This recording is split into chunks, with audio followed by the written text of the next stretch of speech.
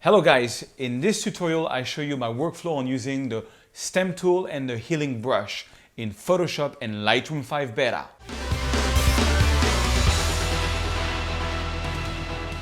Bonjour mesdames et messieurs and welcome to episode 41 of my photography, Lightroom and Photoshop tips. My name is Serge Ramelli and I am a French photographer living in Paris, France, and I am very happy to be with you guys. Last week I showed you how to use the Lightroom 5 Beta new tools to retouch a photo. If you have not seen it, check out last week's episode.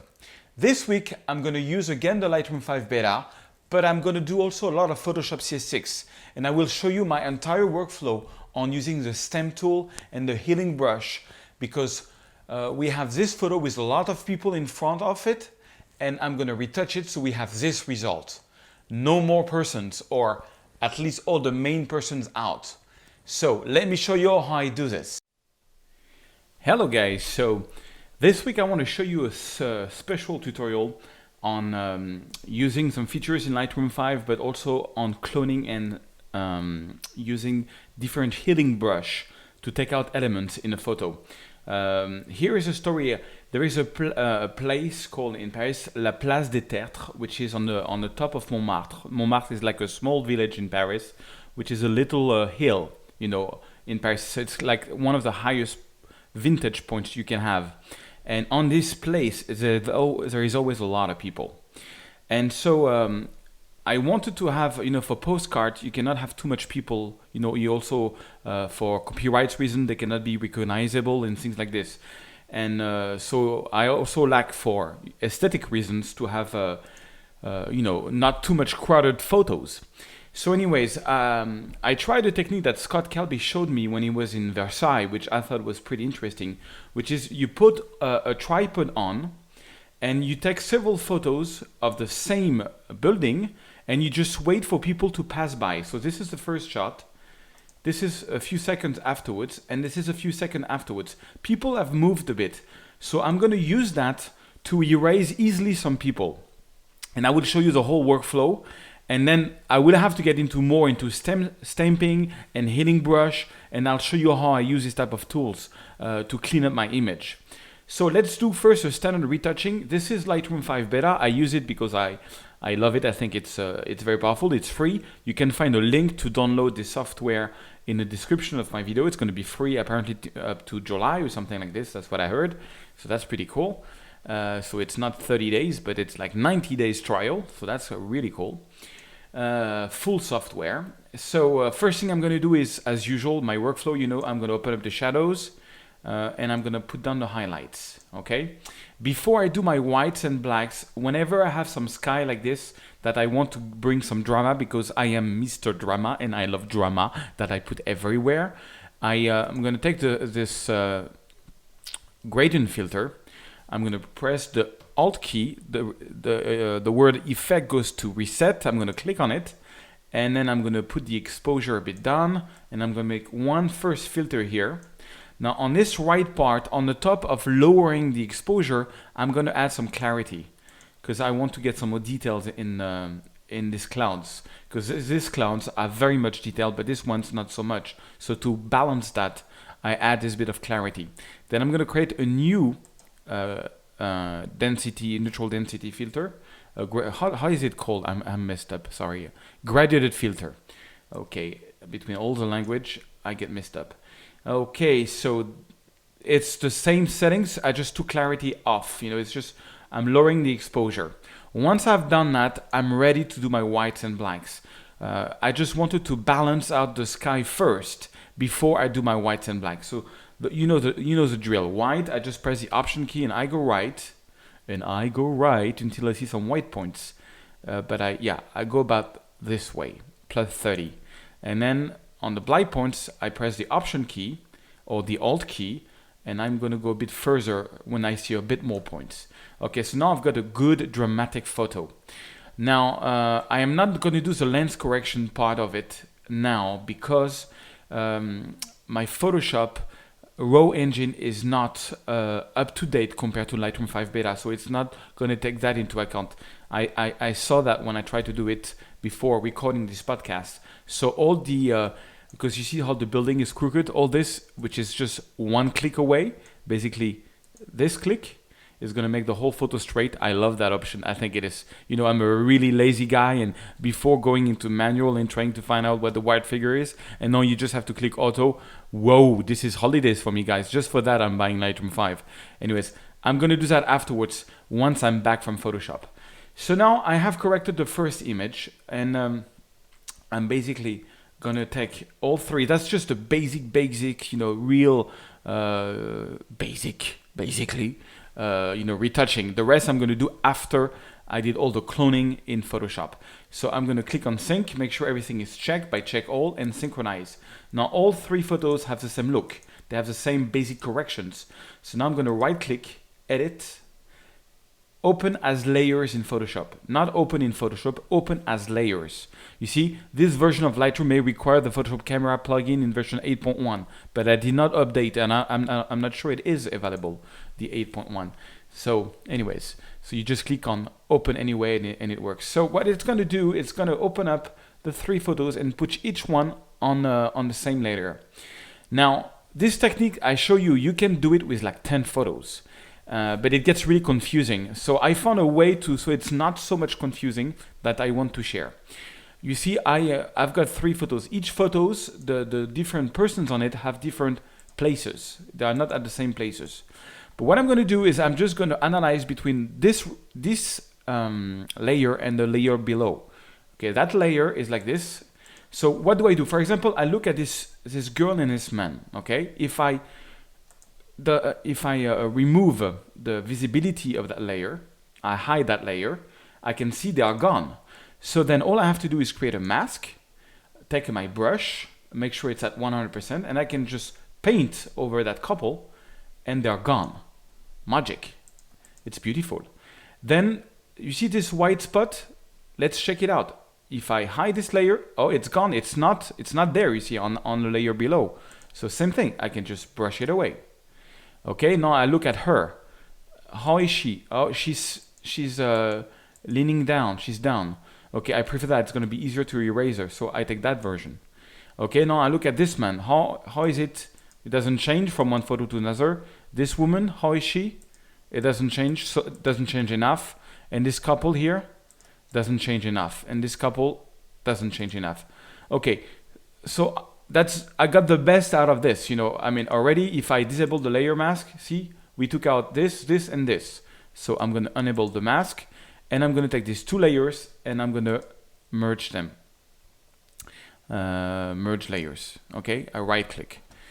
Now, once I've done that, I've got only two layers left, and so now I do the same thing. I look at her at the baby and the girl. Okay, they are the same place. Not much I can do there. I look at him. Okay, same place. I look at her and I hide the layer. Ooh, she's moving. So that means I can just create a layer and same thing and just take her away. Voila. Oops. Sorry, I went a bit too bad. Just make sure you go on her. Okay, what about him? Let's check it out. Oh, he's gone too. Perfect. Okay, what about these two here? They are gone also. And see how I took most of the people out with just 3 photos. Imagine if I would have taken 10 photos, you know. That's what Scott did. He did that in Versailles. There was thousands of tourists and he took, I think, 10 or 20 photos and he took everybody out and the whole place was empty. It's an amazing trick. Okay, so now what I'm going to do is I'm going to merge these last 2 layers and now I'm going to go into more retouching. I'm going to go into the stem tool. So let's zoom in on the photo. Okay, now I want to take them out. You know, I'm not a terrorist, you know, I just want to erase them for the purpose of, you know, having a clean photo of copyright. So, but I like these people, there's no problem with that. This is just a joke, a bad joke. I'm really bad at jokes. Anyway, so this is a stem tool. The way this works is if you press the Option key, it becomes a target, okay? Now, usually what I do is when I have a target, I put it over something which is very definite, like an edge. So I'm going to click it on this edge here. And now I have a preview. If I go over her, I can see I can line up the two edges together. And then I just have to click, and I make a pass up and down just once, and I let go. That's very important. You have to let go. Because if you don't let go, if you keep your mouse on it, let me show you what happens. Let's say that I don't let go, and I keep on going this way. You see, I've copied, look at this green thing. I've copied this from this. So to not do that, you just go up and go down, and then you let go. And then you do it again. And then you let go. And then you do it again. And you let go. Okay, now we've got weird stuff here, but that's okay. So, I mean, it's not a very precise and, beautiful science, but it gets, elements which are a bit distracting off. So now I can just correct that, make this smaller and take this out maybe a little bit. Oops. So now this did not work because, you know why it didn't work? Because my stamp tool is very feathered out. So let me Command Z, and if I put the harness like this now, and I press the Alt key just below this, and move it above, I'm gonna make a very definite, oops, okay. I'm gonna make a very definite line, but then I move my mouse too much. So what I can do now, and I just click, hold on the Shift key and click again, and make a definite straight line. Okay, that was bad.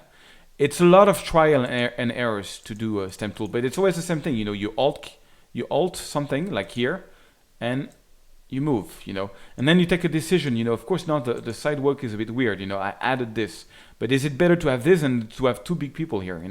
That's the question. Now, I'm not gonna. It took me like a couple hours to clean up everything. I just want to show you the basic theory behind it. Now this man, same thing. Can I take him out? Why not? I'm gonna put my harness back at 0. Same thing.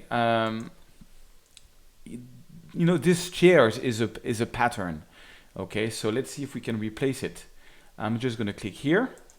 Okay, so now I have an edge, and here I am, and I go up and down. I let go up and down, up and down, and just one here. Okay. And okay, it's a bit mixed up with the chairs, it's a bit, not very clean, but believe me, hardly anybody's going to notice that, and they will notice more the person, It's a choice you have to make. Same thing here. I'm going to take this table, and I'm going to put it instead of this man. Okay? And when I get on top here, I make this smaller. I'm going to take this line. Now I would spend more time on the photo, but that's a bit the idea. I'm taking out the more obvious persons, in the photo. This I'm going to see if I can take out in Lightroom 5. I'm not sure.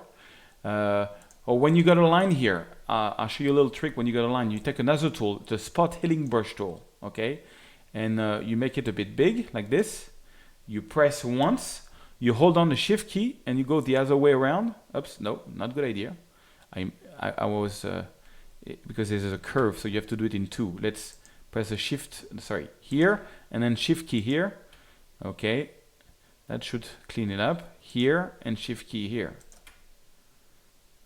All right. So, okay, now the healing brush tool doesn't work when you get close to, it only works when you have like a line and some patterns around it. When you have like a different pattern very close to it, it doesn't work. So S for stamp tool, again, make sure harness is at 0, very important.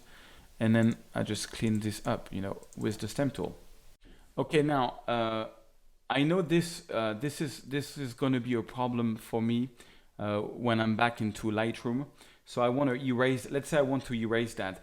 Now this I would do, you can try 2 tools, you can try, for example, the new patch tool. Patch tool is beautiful, you just do a selection around that and put it over what you want to replace, and boom, it works. I want to take this out because I know it's going to be a problem for me back in Lightroom 5. You will understand why later on. I don't want anything to stick out there. Okay, and maybe I'm going to take this out because this will all disappear. So that's another tool to erase stuff which I love, which is this new patch tool. Okay, That's more or less what I wanted to do. There is something a bit weird there, so I'm taking back my stamp tool and I'm going to resample some clouds to make sure it's natural. Then I'm going to close this, go back into Lightroom 5, and I'm going to go, now I've erased anything which is sticking out from that wall, and then I'm going to go to lens correction, and I'm going to click on auto. And auto, you see, is going to align this. Now I'm going to recrop by clicking, I press the R key. I'm going to crop this to make sure nothing's sticking out there. I don't like that. Maybe a little less room there. Okay, so we still have people, but they are not recognizable because they're very small, and all the people which were a bit distracting in the foreground are gone. So that's kind of cool. So to finish off, I'm going to lower a bit the exposure. I'm going to add some post-crop vignetting, maybe, you know, something like that. And add a bit of contrast.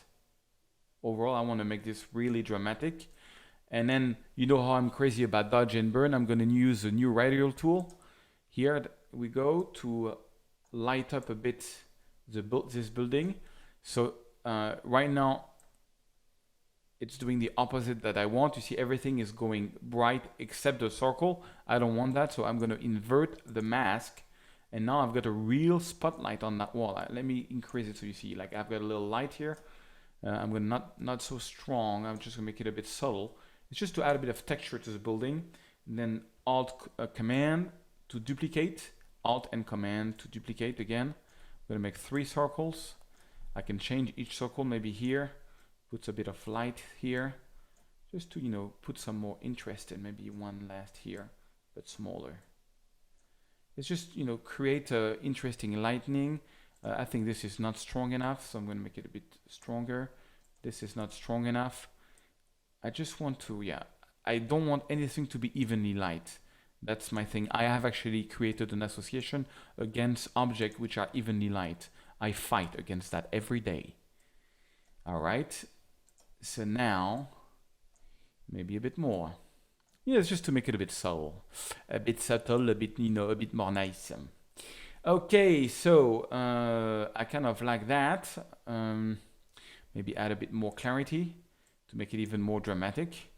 And this is how we went from this, you know, fully unusable crowded place to a dramatic carte postale. Okay, I kind of like that.